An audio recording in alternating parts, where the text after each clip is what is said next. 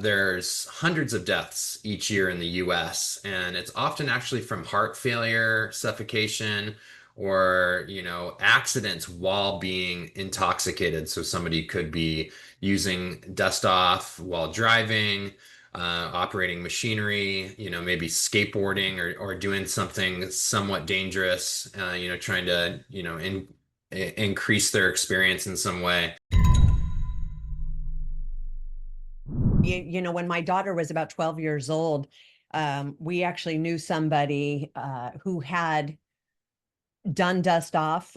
They were in recovery. And so I think perhaps they were thinking like this is a way of not full blown relapsing, but they did dust off and they actually died from doing it. And if you've ever used dust off, one thing that you know is that when you use it, because of the, I don't know if it's like Freon or whatever chemical they're using, it's extremely cold. Like if you use it multiple times, it's like cold to even your touch, kind of like dry ice. So when you think about if you have an individual, child, teenager, adult, whoever who's ingesting that, they are literally freezing their lungs on top of, killing the brain cells and creating the hypoxia and everything else. Yeah. Yeah, it's scary stuff, and it's definitely it's kind of a strange way to get high, but yeah, one of those easy introduction things. And there's some statistics about it. So according to the NIDA, about 2.4 million people in the United States report misusing inhalants, and this was in 2020.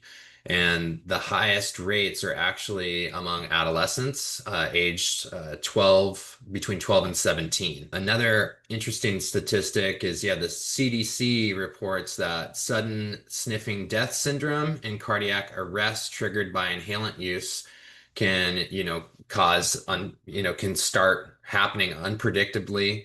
And even with first time use, which we kind of already discussed, there's hundreds of deaths each year in the US, and it's often actually from heart failure, suffocation, or, accidents while being intoxicated. So somebody could be using dust off while driving, operating machinery, maybe skateboarding or doing something somewhat dangerous, trying to, increase their experience in some way through drugs, and it can lead to death just because of that high that it gives you, that sense of euphoria, and it can really disorientate you.